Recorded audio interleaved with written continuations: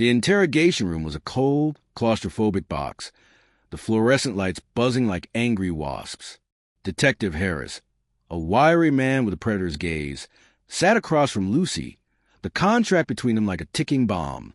"These funds," Harris said, tapping the paper, "are tied to a fraud investigation. Marcus Williams is a person of interest. Care to explain how you're involved?" Lucy's mouth went dry. "I just met him. He offered to help with my father's surgery. I didn't know." "Didn't know what?" Harris leaned forward, his eyes narrowing. "That Williams might be laundering money through you?" Her mind reeled. Was Marcus a criminal? Had she been played? His kind eyes flashed in her memory, clashing with the detective's accusations. "He said it was a gift," she stammered. "No strings attached." Harris scoffed. "Millionaires don't hand out cash to strangers, Ms. Jenkins. And there's more. Your former manager, Gerald Thompson, was arrested this morning for embezzling from Mayberry's. You're tangled in something bigger." Lucy's head spun. Gerald embezzling? Marcus a fraud? She thought of her father, counting on her. "What do I do?" she whispered. "Help us," Harris said, his tone softening slightly. "If Williams contacts you, report it, and stay away from him." That night, Lucy couldn't sleep. Marcus's card sat on her nightstand, taunting her. Had he targeted her because she was desperate, or was he genuinely trying to help? The question burned in her mind. Can you ever truly trust someone's intentions when money and power are involved? Her phone buzzed at midnight. "Marcus, I know about the police," he said before she could speak. "I'm not who they think I am, Lucy. I was an investor in a company that turned out to be a front for fraud. I didn't know until it was too late. The money I gave you is clean, my personal funds. I'm working to clear my name, but I need you to trust me." "Why should I?" she snapped, her voice shaking. "I don't know you." "You don't," he admitted. "But you know what it's like to be judged unfairly. Meet me at Willow Park, dawn. I'll explain everything." Against her better judgment, she agreed. If he was lying, she'd turn him in. If he was telling the truth, maybe she could save her father. The park was shrouded in mist, the air heavy with the scent of damp earth. Marcus stood by a bench, his polished demeanor replaced by a haggard look, bags under his eyes, stubble on his jaw. He handed her a folder stuffed with bank statements, emails, and legal documents. "These prove the money is clean," he said. "The company, Triton Ventures, was a scam run by a man named Victor Crane. I was one of his investors, fooled like the rest. The police are after Crane, not me." Lucy flipped through the documents, her hands trembling. Everything looked legitimate, but doubt lingered like a shadow. "Why me?" she asked. "Why help a random waitress?" Marcus hesitated, his eyes distant. "I was at the diner that night because I was tracking Gerald. He's connected to Crane. When I saw you crying, you reminded me of my sister, Ellie. She was in trouble years ago, caught in a scam like this. I couldn't save her. She took her own life. I didn't want to walk away from you." His words hit like a freight train, but Lucy wasn't ready to trust. "If you're innocent, why not go to the police?" "I am," he said, "but Crane's vanished. I think Gerald knows where he is. Help me find him, Lucy, for your father." The next month was a descent into a labyrinth of deception. Lucy played a dangerous game, feeding the police just enough to keep them off her back while secretly working with Marcus. She dug into Gerald's past, sneaking into the diner's back office after hours. John, unaware of her mission, had given her a key, trusting her to lock up. There, behind a loose panel in Gerald's desk, she found a ledger, pages filled with coded transactions, payments to VC Victor Crane.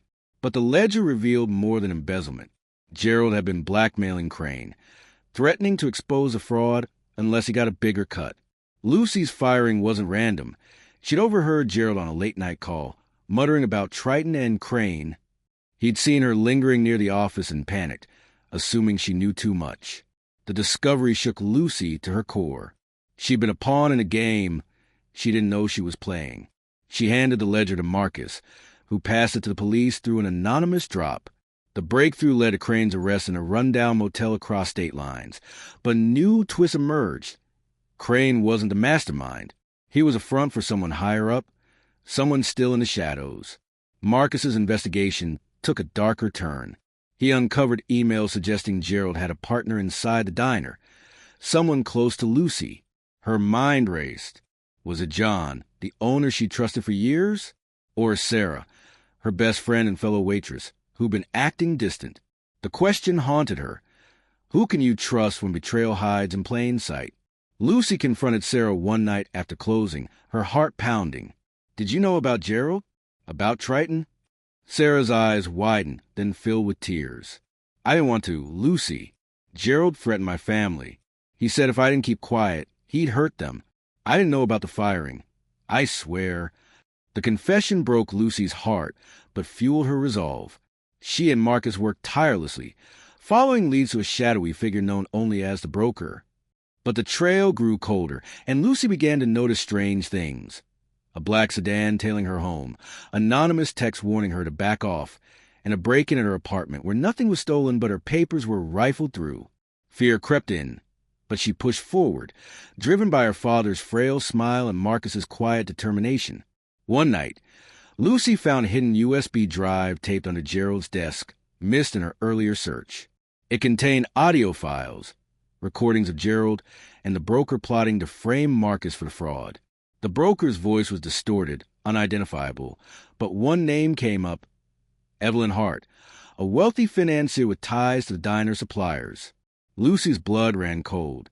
Evelyn had visited Mayberry's often, always tipping generously, always asking about Lucy's father. Was she playing a long game? Lucy and Marcus took the USB to Detective Harris, who launched a sting operation. The police raided a warehouse where Evelyn was cornered, her empire of fraud exposed. She'd orchestrated Triton Ventures to launder money through small businesses like Mayberry's, using Gerald as her pawn and Crane as her puppet. Lucy had been an unwitting piece in the game, her firing a desperate move to keep her from stumbling onto the truth. But there was one final twist. During the raid, Evelyn revealed a bombshell. John Mayberry had known about the missing money but stayed silent, hoping to protect the diner. He wasn't complicit in the fraud, but his silence had enabled Gerald's schemes. Lucy confronted him, her voice shaking with betrayal. I trusted you, John, she said, tears in her eyes. Why didn't you say anything? John hung his head. I thought I could fix it without losing the diner. I was wrong. Lucy, I'm sorry. 9 months later, Lucy stood behind the counter at Mayberry's, her apron tied tightly, her smile brighter than ever. John had stepped down, handing the diner's management to Lucy as an apology. Sarah, cleared of charges, worked alongside her, their friendship healing with time. The diner hummed with life, truckers joking, kids spilling milkshakes, the jukebox playing a scratchy tune. Marcus stopped by one evening, no longer a mysterious stranger, but a man who bared a soul. You didn't have to trust me, he said, sipping a coffee, but I'm glad you did. Lucy slid a slice of cherry pie his way, grinning. You owe me a lifetime of coffees for the heart attack you gave me. He laughed, and for the first time, Lucy felt unburdened. Her father was healing, his surgery a success. Marcus, despite losing millions to Evelyn's scheme, continued to philanthropy, his resolve unshaken. But the story didn't end there. One night, as Lucy locked up the diner, she found an envelope tucked under the door. Inside was a note in unfamiliar handwriting. You're stronger than you know. Keep shining.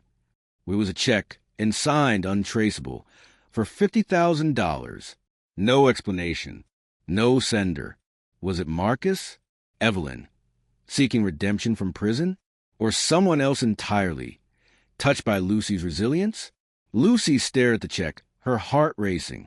The mystery lingered, but she smiled, tucking it away. She'd learned that kindness could come from the darkest corners, and sometimes the greatest gift was the courage to keep going. With the money, she expanded the diner, adding a community corner where locals could eat free if they were struggling. It was her way of paying forward the hope she'd found. Hey, if you're gripped by this tale of betrayal, redemption, and unexpected allies, don't forget to like and subscribe for more stories that pull you in and never let go. The neon sign glowed steadily above Mayberry's, casting a warm light into the night. Lucy stepped outside, the stars blazing overhead. Her journey through injustice, doubt, and triumph had taught her one truth. Even in the darkest storms, hope could light the way. She was no longer just a waitress. She was a survivor, a leader, ready for whatever came next.